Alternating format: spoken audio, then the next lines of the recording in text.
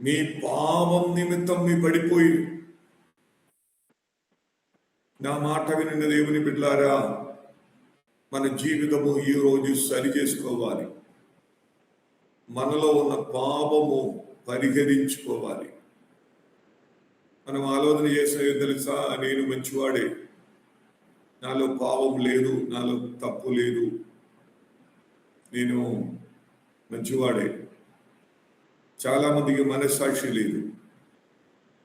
నిజముగా మన లోపలికి వెళ్ళి చూసిన కుళ్ళు అహంకారములన్నీ లోపల ఉన్నాయి.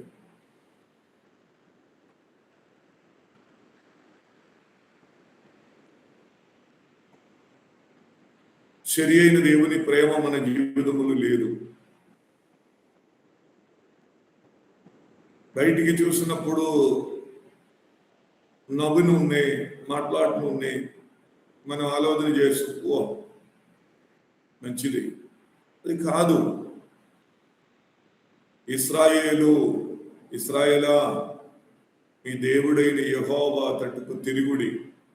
మీ పాపం నిమిత్తము మీ జారిపోయింది, పాపం నిమిత్తం మీ కుళ్ళిపోయింది, పాపం నిమిత్తం మీ పడిపోయింది. మీ జీవితములు ఈ రోజు ఉన్న కష్టத்துக்கு కారణం పాపమే. ఆ శ్రమలు పోరాటத்துக்கு కారణము పాపమే. 11వ అధ్యాయం మనం చదివితే, ఇశ్రాయేలును దేవుడు బాలుడుగా ఉన్నప్పుడు పిలిచి, ఆ బాలుడైన ఇశ్రాయేలు తన ఇష్టానుసారంగా నడుచుకొని పాపం చేసిన నిమిత్తం దేవుడు మరలా పిలుచును, మా వద్దకు తిరుగుడి. మీ కుళ్ళిపోవడానికి కారణం, మీ బాధపడడానికి కారణం మీ పాపమే.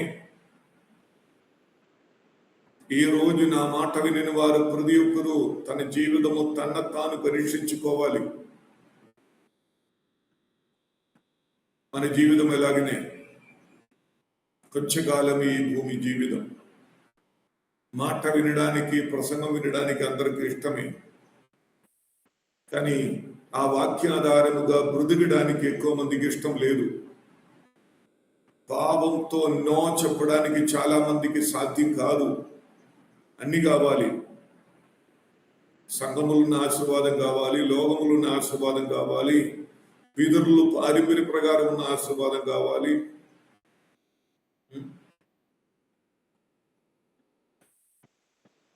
నేను పోయిన వారము ఎంగేజ్మెంట్కి పిలిచారు. మా స్నేహితుడైన పాస్టర్ గారు, ఆయన చెల్లి కూతురి ఎంగేజ్మెంట్. అయ్యా ఒకసారి వచ్చి ప్రార్థన చేయండి అని చెప్పి నేను అక్కడికి వెళ్ళి, ఎంగేజ్మెంట్ అన్ని సిద్ధపరిచారు. నేను లోపలికి వెళ్ళి,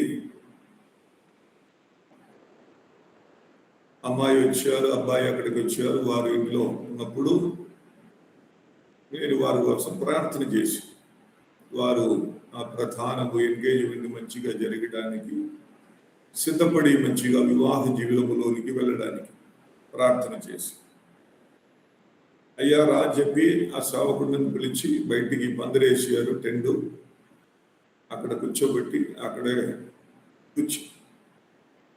అప్పుడు ఒక 3-4 ఇంటి లోపలికి వెళ్తున్నారు.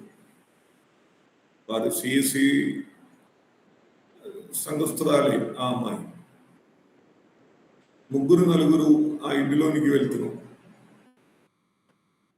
వారు వెళ్ళి ఒక గదిలోకి వచ్చి ఒక చాప తీసుకుని వచ్చి మళ్ళీ 4 ఎక్కడికి వచ్చింది. నేను పాస్టర్ గారితో అడిగారు, ఎవరు అది నాకు సంబంధం లేదు పాస్టర్ గారు, అది గ్రామ పెద్దలు.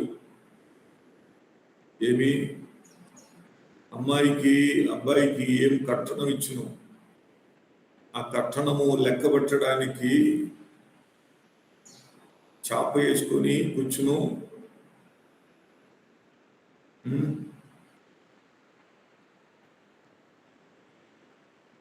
ఎవరు ఊర్లో ఉన్నవారు తాగుబోతు వాడు, దేవునితో ఏ సంబంధం లేని వారు. వారిలో ఒక అంశం, వారికి డివైడ్ చేసి ఆ రోజు తాగడానికి ఇవ్వాలి. నేను అడిగారు, ఎందుకు ఇదే?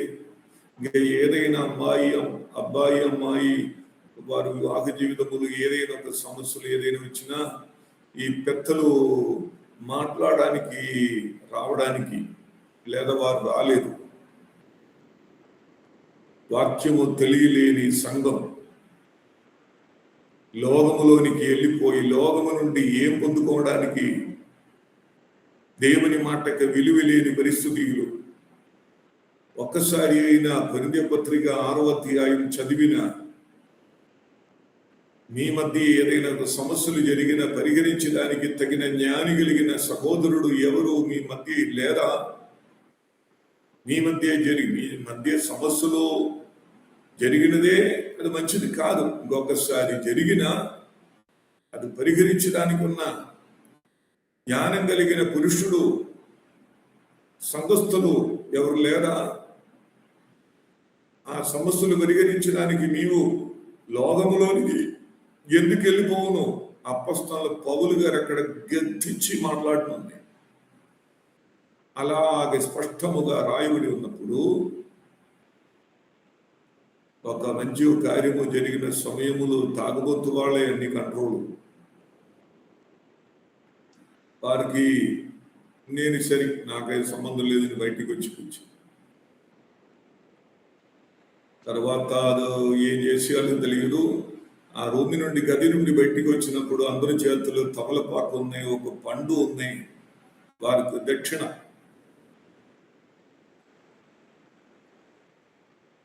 తాగుబోతు వాళ్ళకు దక్షిణ ఇచ్చి వివాహ రోజు ఆశీర్వాదం పొందుకున్నాం. ఇంకొక పోయిన గురువారం, పోయిన శుక్రవారం ఇంకొక ఊర్లో వెళ్ళారు. ఎంగేజ్మెంట్ ప్రసంగం చేయడానికి పిలిచారు. స్టేజ్ మీద ఉన్నప్పుడు నవంశముఖుడు అలాంటి స్త్రీలు, వారు పురుషుల స్త్రీ అని తెలియదు, ట్రైన్లు అన్ని చోట వెళ్ళి అందరిని గెత్తించి కొట్టి డబ్బు తీసుకుని చాలా ఎత్తైన స్త్రీలు ఒక 15 కిలోమీటర్ల దూరం నుండి ఓటోరిక్షా తీసుకొని వివాహ సమయములో, ప్రసంగం జరిగిన సమయములో, స్టేజ్ మీద కార్యం జరిగిన సమయములో వారొక్కడు వచ్చి గొడవ, నాకు 5,000 కావాలి, లేదా వారు మీటింగ్ గలిబిలి చేసి 5,000 వారు ఏదో తీసుకుని వెళ్ళి మాట్లాడి, తర్వాత స్టేజ్ మీద అమ్మాయి ఉన్నప్పుడు ఆమె వచ్చి నేను ఆశీర్వదిస్తా. చూడు, సంఘం ఎక్కడికి వెళ్ళిపోవును?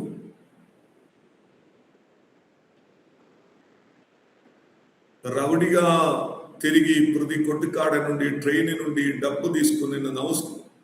అది పురుషుల స్త్రీ అని తెలియదు, స్త్రీ వేషం కట్టి వాళ్ళు వచ్చును. అలాంటి వాళ్ళకు ఏదో ఒక పేరు ఉంది, నేను పేరు మర్చిపోయింది. అలాంటి స్త్రీలు, ఆ స్త్రీ స్టేజ్ మీద కూర్చున్న అమ్మాయిని పిలుచును, రా నేను ఆశీర్వదిస్తా. ఇలాంటి దుర్మార్గుడు ఆశీర్వాదము తీసుకున్న క్రైస్తవుడు, పేరు క్రైస్తవుడు. అమ్మాయి వెళ్ళలేదు. అప్పుడు ఆ సంఘ పాస్టర్ గారు చెప్పి, మీ ఆశీర్వాదం అవసరం లేదు, మీ వెళ్ళిపో అని చెప్పి. కానీ అదొక క్రమమే. అందుకోసమే ఆమె వచ్చి ఒక 5 నిమిషం నిలబడి పిలిచింది, రా రా రా. పాటలు పాడినప్పుడు పాట ఆపు. ఓ, ఎన్నో ఘోరమైనది. క్రైస్తవ కార్యం జరిగినప్పుడు ఇలాంటి దుర్మార్గుడు వచ్చి, ఎవరు అవకాశం ఇచ్చారు? ఎవరో అది ప్రారంభమైంది, లేదా అది అలవట్టు, లేదా క్రైస్తవ వివాహం జరిగిన సమయములు వారు అడుగుపెట్టలేదు. అది వారు కలవట్టే. మనం ఎక్కడికి వెళ్ళిపోను? మనం లోకములోనికి. మనం పాపములు పడిపోయి నిజముగా క్రైస్తవ సమూహం ఇలాగ అయిపోవడానికి కారణం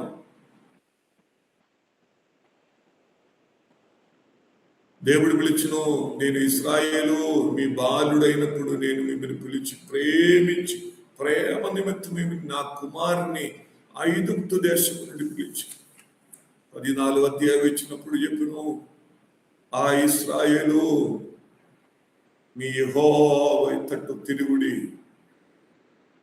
మీ పాపం నిమిత్తం పడిపోయి. అక్కడ చెప్పబడిన విషయము 2వ వచనం ఒకసారి చదువుమా. ఇలాగే చెప్పాలి. ప్రవక్తలు వారిని పిలిచినను బయలుదేవతలకు వారు బలులు అర్పించుడి, విగ్రహములకు ధూపములు వేసిరి. 14వ అధ్యాయం 2వ వచనం. మాటలు సిద్ధపరచుకొని యెహోవా యొద్దకు తిరుగుడు, మీరు ఆయనతో చెప్పవలసినది ఏమనగా, ఆయనతో చెప్పవలసినది ఏమనగా పశ్చాత్తాపడి ఆయనతో చెప్పవలసినది ఏమనగా ఏమి, నేను పాపం నిమిత్తం నేను ఇలాగ బలహీనమైపోయింది, నా పాపము పరిహరించుము. ఆయనతో చెప్పవలసినది ఏమనగా నా పాపం పరిహరించుము. దేవుని బిడ్డలారా, బ్రతికిన క్రైస్తవుడుగా బ్రతకాలి. మనము లోకములు కలిసిపోయి లోకము నుండి ఏం పొందుకోవడానికి మనం ఆశపడును? తాగుబోతు వాళ్ళ ఆశీర్వాదం మన పిల్లలకు అవసరమా? మీ ఇంటికి అవసరమా? వాళ్ళకు తమలపాకు, వారికి అరటిపండు, అలాగే దక్షిణ బట్టి వారు ఒత్తకి నుండి మనకు తాగబోతు వాడు, మారు మనసు లేని వారు, గొడవ చేసిన వారు, కుట్ర చేసిన వారు, వ్యభిచార స్త్రీలుగా బ్రతికిన వారు, రౌడీలు, శిఖండియులు, అలాంటి ఒత్తకి నుండి మనకు ఆశీర్వాదం కావాలా? అదా దేవుని ఒత్తకి నుండి మనకు ఆశీర్వాదం కావాలా? నా హృదయం చాలా దుఃఖమైపోయింది. క్రైస్తవుడు ఎక్కడికి వెళ్ళిపోను. అందుకే దేవుడు పిలిచును, ఇలాగ మీ దేవునితో చెప్పాలి, నా పాపం నిమిత్తం నేను పడిపోయి నా పాపం నీ పరిహరించుము. దేవునితో అదే పరిహారం. మనం తిరిగి రావాలి. నీవు మీ కుటుంబములో దేవుని ఆశీర్వాదం, రక్షణ మారు మనిషి అనుభవం పొందిన ఒక విశ్వాసి వచ్చి ప్రార్థన చేసిన మీకు ఆశీర్వాదం. మీ సేవకులు మీ ఇంటిలో వచ్చి ఏదైనా ఒక కార్యం జరిగినప్పుడు ప్రార్థన చేసిన చాలు, అందుకంటే ఆశీర్వాదం ఏమి లేదు.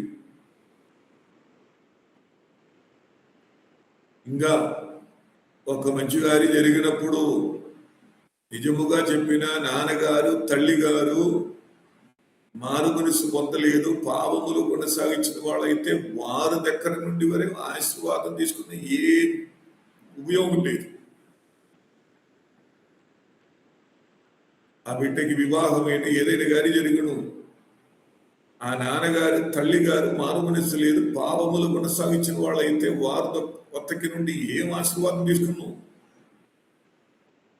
వారికి ఎలా ఏం ఆశీర్వాదం ఇవ్వడానికి వారికి సాధ్యం? వారి చేతులు ఏముంది? తాగుబోతా?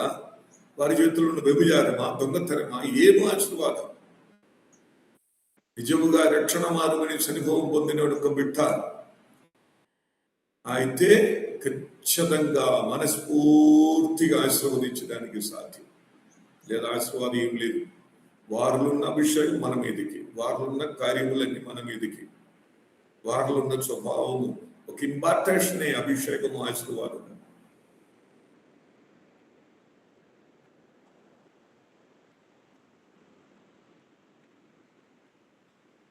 పాపము పరిహరించుము, అలాగ దేవునితో అడగాలి. అదే దేవుడు అక్కడ చెప్పబడింది. ఇక మన టైము పోవు. ఆ చదువు వాక్యం.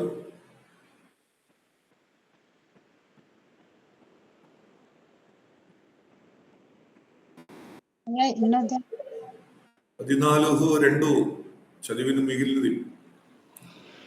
మాటలు సిద్ధపరచుకొని యెహోవా యొద్దకు తిరుగుడి, మీరు ఆయనతో చెప్పవలసినది ఏమనగా, మా పాపములన్నిటినీ పరిహరింపుము. వడ్లకు బదులుగా నీకు మా పెదవులను అర్పించుచున్నాము. నీవు అంగీకరింపదగినవి అవే మాకున్నవి. అశరీయుల చేత రక్షణ నొంద అక్కడ చెప్పబడి నా పాపము పరిహరించుము, అప్పుడు నేను ఎద్దులకు బదులుగా పెదవులతో మీకు అర్పించును. పాతకాలములైతే ఒక వ్యక్తి మందిరములు వెళ్ళినప్పుడు ఎద్దు అయినా, మేకపోతైనా, మేకపిల్లలైనా, పురావైనా ఏదైనా తీసుకుని వెళ్ళాలి బలిత్యాగం చేయడానికి. సమాధాన బలి, నైవేద్యము, పాప పరిహార బలి అన్ని అర్పించడానికి. ఇక్కడ చెప్పినది నా పాపము పరిగణించిన ఎద్దులకు బదులుగా నేను అర్పించను పెదలతో. ఇప్పుడు ఒక ఎద్దుని తీసుకుని వెళ్ళడానికి 15,000, 20,000 కావాలి. ఆ ఎద్దులకు బదులుగా ఉన్న బలి త్యాగమే మన పెదవులతో. మీ మనస్ఫూర్తిగా ఒక స్తోత్రం చెప్పినప్పుడు, మనస్ఫూర్తిగా దేవుని స్తుతించినప్పుడు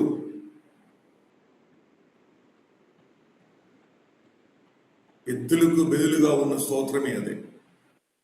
అందువలన దేవునితో క్షమాపణ అడిగి, బాలుడైనప్పుడు దేవుడు పిలిచారు, మన దూరం అయిపోయి, చాలా దూరం అయిపోయి, మన క్రియలు చూసినప్పుడు, మన మాట వినినప్పుడు, మీ మిగిలిన వారితో మాట్లాడిన మాట ఏమి, మీ మిగిలిన వారితో ఎలాగ పలికించును, వారితో కూడా మీకున్న సహవాసం ఎలాగనే,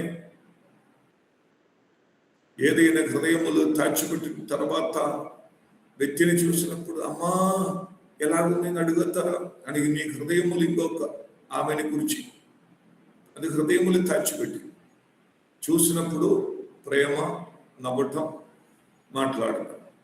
అట్లా తిరిగిన తర్వాత ఆమె ఎలాగో తెలుసా మీకు, మనస్ఫూర్తిగా పాపము పశ్చాత్తాపడి దేవుడు మనమందరిని పిలిచింది ఎందుకు? పరిశుద్ధంగా బ్రతకడానికి. మీకు, మీ పిల్లలు, మీ ఇంటి వారందరూ పరిశుద్ధంగా ఉండడానికి దేవుడు పిలిచారు. అలాగైతే ఎద్దులకు బదులుగా పెదవులతో నేను అర్పించును. మీ స్తుతి యాగమే దేవునికి ఒక ఎద్దులకు బదులుగా నిష్కపటమైన పెదవులతో, హృదయముతో దేవుని స్తుతించినప్పుడు అది ఎద్దులకు బదులుగా ఉన్న అర్పణలే. ఇప్పుడు ఎద్దులు అవసరం లేదు, గీదలు అవసరం లేదు, మేకపిల్లలు, మేకపోతులు ఏం అవసరం లేదు. మీ మనస్ఫూర్తిగా దేవుని స్తుతించినప్పుడు అది ఎద్దులకు బదులుగా మంచి సంతోషముతో, పరిశుద్ధమైన యథార్థమైన హృదయముతో ఒక స్తోత్రం చేసినప్పుడు అది 1000, 10,000 కంటే విలువైనది దేవునికి. దేవుడు పిలుచును. అలాగే మీరు చేసిన, దేవుడు చేసిన కార్యం అక్కడ రాయబడి ఉంది. 4వ వచనం చదవండి, అన్ని చదవడానికి టైం లేదు. వారు విశ్వాసఘాతకులు కాకుండా నేను వారిని గుణపరచుదును. వారి పాపం పరిహరించుము, నా పాపం పరిహరించుము. అలాగే దేవునితో క్షమాపణం అడిగి పశ్చాత్తాపడిన దేవుడు చెప్పినది, మీ విశ్వాసఘాతకులుగా బాలుడైనప్పుడు దేవుడిని పిలిచారు. దేవుడు మిమ్మల్ని రోగములు ఉన్నప్పుడు, కష్టములు ఉన్నప్పుడు, దుఃఖములు ఉన్నప్పుడు, బాధ కలిగినప్పుడు, శ్రమలు వచ్చినప్పుడు, ఎవరికి పరిహరించడానికి సాధ్యము లేని సమస్యలు మీ జీవితంలో వచ్చినప్పుడు, దేవునితో కేకి వేసినప్పుడు, దేవుడు మిమ్మల్ని పిలిచి మిమ్మల్ని పరిశుద్ధపరిచి నిలబెట్టినప్పుడు, మనము ఏదో కారణాలు సుఖం పెరిగిపోయినప్పుడు మన లోకంలోనికి కలిసిపోయి విశ్వాసఘాతకులైపోయింది. మనస్ఫూర్తిగా ఒక సంఘములు 100 మంది విశ్వాసులు ఉన్నాయి, అందులో 50 మంది సరి అయిన విశ్వాసములు నిలబడిన ఉన్నాయి. అది ఆశ్చర్యమే. వస్తారు, అది నిజమే. ఇక్కడ దేవుడు చెప్పిన వారు విశ్వాసఘాతకులైపోయింది, నేను వారిని స్వస్థపరిచుదును. అదే దేవుడు చెప్పినది, యెహోవా తట్టు తిరుగుడి, యెహోవా తగిన దూరం అయిపోయింది, విశ్వాసఘాతకులై దూరం అయిపోయింది. అలాగైతే నేను మిమ్మల్ని స్వస్థపరిచును. ఆ తిరుగుబాటు నుండి తిరిగి రావడానికి దేవుడు మిమ్మల్ని స్వస్థపరిచును. తర్వాత నేను వారిని నా కోపము చల్లారెను, మనస్ఫూర్తిగా వారిని ఆ, స్నేహింతును. నా కోపము మీ మీద ఉన్న కోపం అప్పుడు మన విశ్వాసఘాతకులై దూరం అయిపోయినా, దేవుని యొక్కకి నుండి ఏదైనా పాపం చేసి దూరం అయిపోయినా, దేవుని కోపం మన మీదకి అది కోసం మళ్ళీ ఎక్కడికి అడిగిపెట్టినా మంచిది జరగలేదు. ఏ వ్యవసాయం చేసినా ఎరుగేసారు, కలుపులు తీసారు, పత్తి అది, మిరపకాయ అది అన్ని వేసారు. ఒకసారి కోత దొరుకుతాయి, కానీ అమ్మేసిన స్థలము సమయంలో ఏం రేటు లేదు, చాలా నష్టం అయిపోయింది. లేదా వరి కోతకి వచ్చినప్పుడు పెద్ద గాలి వాన వచ్చి అన్ని పడిపోయి మొల వచ్చిపోయింది, లేదా లాస్ట్ పురుగులు కొట్టిపోయింది. కారణం ఏమి? దేవుని కోపం మీ మీదకి. పక్కన ఉన్న పొలము సమృద్ధిగా పండినప్పుడు మీ పొలం ఎండిపోయింది. బెందరములు రాయబడి ఉన్నాయి. దేవుని కోపం మన మీదకి, మనం చేసిన తప్పు నిమిత్తము. ఇంకా అది ఉన్నాయి, చాలా విషయాలు ఉన్నాయి, నేను తర్వాత ఏదని చెప్తాను. ఎలాగెలాగ తప్పు నిమిత్తం అది జరిగినది. కోపం అప్పుడు మా పాపం పరిహరించుము, పశ్చాత్తాపడిన విశ్వాసఘాతకులైన మనమందరిని స్వస్థపరిచి మన మీద ఉన్న కోపం చల్లారించి మనమందరిని దేవుడు సమర్థిగా ఎక్కువ మనస్ఫూర్తిగా ప్రేమించి, అలాంటి వారికి చెట్టు మీద ఉన్న మంచు వలనే నేను మనస్ఫూర్తిగా దేవుని ప్రేమ మీ మీదకి రావడానికి మీ పాపత్తుకు పరిహారం చేసుకోవాలి. కానీ మనం దూరం అయిపోయింది, పాపం చేసి దూరం అయిపోయినా దేవుని కోపం మన మీదకి, మనం ఏం చేసినా మనం సఫలం అవ్వలేదు, మళ్ళీ కష్టమే. దేవుని బిడ్డలారా, బాలుడైనప్పుడు ఒకసారి మీ తల్లి గర్భములు ఉన్నప్పుడు దేవుడు మిమ్మల్ని చూసి మిమ్మల్ని పిలిచి, ఆ పిలుపు మీకు 16 వయసులు, 18 వయసులు, 20 వయసులు, 30 వయసులు, 40 వయసులు అర్థమైంది. అది వరకు పిలుపు ముందుకే ఉన్నాయి. ఎక్కడి నుండి? ఐగుప్తు దేశం నుండి, కష్టము నుండి, బాధ నుండి, విగ్రహారాధన నుండి, అపవాది ఊరిలో పడిపోయిన పరిస్థితి నుండి దేవుడు పిలిచారు. మరలా దేవుని సన్నిధిలో వచ్చిన తర్వాత మీ ఇష్టానుసారంగా నడవకూడదు, ఇష్టానుసారంగా తిరగకూడదు, సాంప్రదాయము సిద్ధాంతము పాటించకూడదు, ఈ పరిశుద్ధ గ్రంథములను మాత్రము చేసుకోవాలి, వేరే ఏమి మీ జీవితములు చేయకూడదు. అది దేవునికి నచ్చలేదు. ఈ పరిశుద్ధ గ్రంథం, ఈ గ్రంథములను మాత్రము చేసుకోవాలి. లేదా దేవునితో మీకు ఏ సంబంధం లేదు. ప్రభు అని పిలిచిన ఏ ఉపయోగము లేదు దేవుని బిడ్డలారా. నేను కోపంతో మాట్లాడింది కాదు, నా హృదయ వేదనతో మాట్లాడిను. క్రైస్తవుడు చాలా దేవుని యొక్కకి నుండి దూరం అయిపోయి సంప్రదాయము సిద్ధాంతము పాటించి, సంప్రదాయము సిద్ధాంతము పాటించినప్పుడు అది స్థాపించిన అపవాదికి సంతోషమే. అది స్థాపించిన అపవాదియే, ఆయనకి సంతోషం. ఓ, క్రైస్తవుడు చూడు నన్ను సన్మానించనుంది.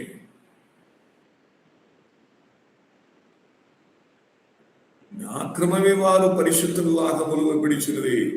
నా క్రమమే, నేను స్థాపించిన కార్యమే గృహప్రవేశన రోజు వారు చేసినది.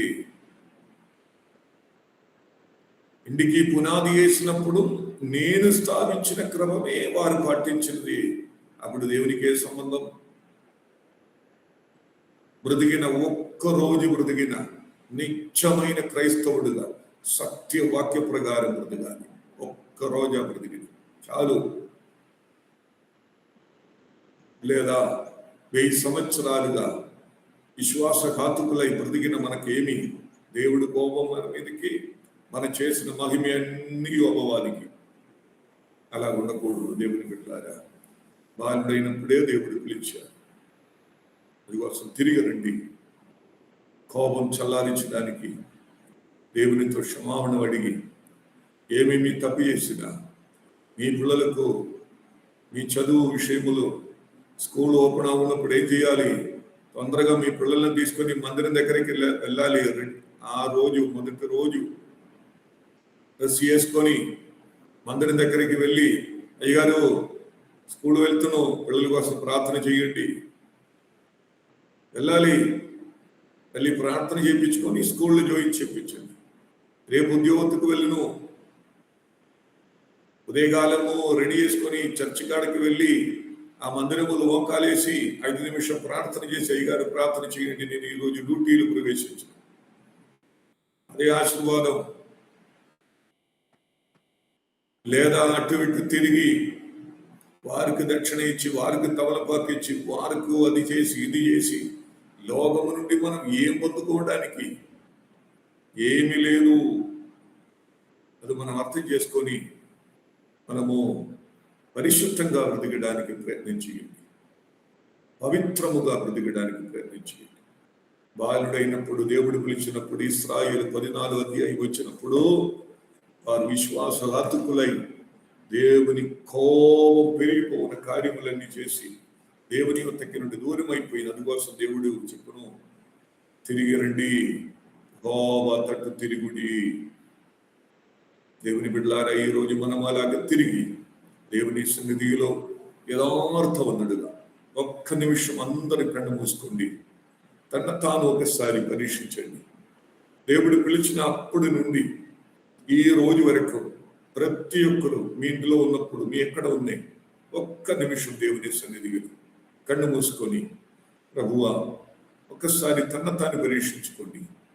దేవుడు పిలిచిన ఆ రోజు నుండి ఇప్పటి వరకు నేను ఆ విలువైన పిలుపు ప్రకారము పరిశుద్ధంగా బ్రతికారా లేదా, లేదా నేను తిరిగి బట్టి వెళ్ళారా, లోకములోనికి వెళ్ళిపోయిందా, నా జీవితంలో శుభకార్యం జరిగిన రోజు నేను లోకములోనికి వెళ్ళిపోయి లోకము నుండి ఉన్నది కొన్ని తీసుకొని నేను వాడారా,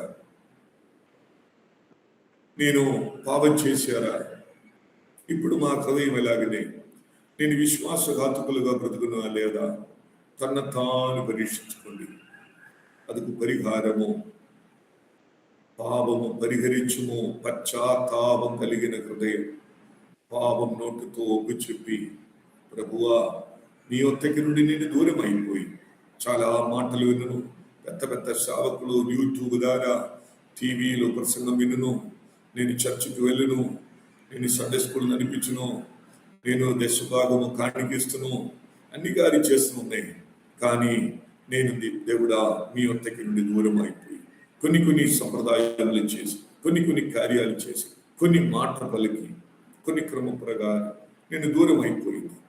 పాపములోనికి నేను వెళ్ళిపోయి లోకములోనికి నేను వెళ్ళిపోయింది. ప్రభువా మీ వద్దకి తిరిగి రావడానికి నేను కోరుచున్నాను.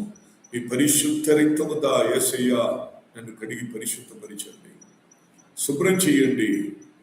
ఒక నిష్కపటమైన హృదయం నాకు ఇవ్వండి, యథార్థమైన హృదయం నాకు ఇవ్వండి. ప్రభువా నాలో ఉన్న పాపం క్షమించి ఒక నూతన వ్యక్తిగా నన్ను మార్చండి. ప్రభువా ప్రతి ఒక్కరు ప్రార్థన చేయండి. ఎక్కువ ప్రేమించిన పరలోక తండ్రి, ప్రభువా పాపం పరిహరించిన దేవుడా, సిలువ రక్తం ద్వారా ప్రతి ఒక్కరిని కడిగి పరిశుద్ధపరిచి యథార్థవంతుడిగా బ్రతికడానికి దేవాన్ని కృప చేయండి, సహాయము చేయండి, గొప్ప కార్యములు చేసి ఆశీర్వదించండి అయ్యా. వారిలో ఉన్న ఆ కష్టం అయిపోవడానికి, వారి మీద ఉన్న దేవుని కోపం, ఆ కోపం తొలగిపోవడానికి, వారి పాపతకు పరిహారం రావాలయ్యా. వారు నోటితో చెప్పిన ఆ పాపములన్నీ క్షమించి వారిని పరిశుద్ధపరిచండి అయ్యా. వారి జీవితం, వారి కుటుంబం, వారి పిల్లలు అందరూ దేవుని సన్నిధిలో నిలబడడానికి దేవాన్ని సహాయం చేయండి, కృప చేసి వారిని ఆశీర్వదించి బలపరిచండి అయ్యా.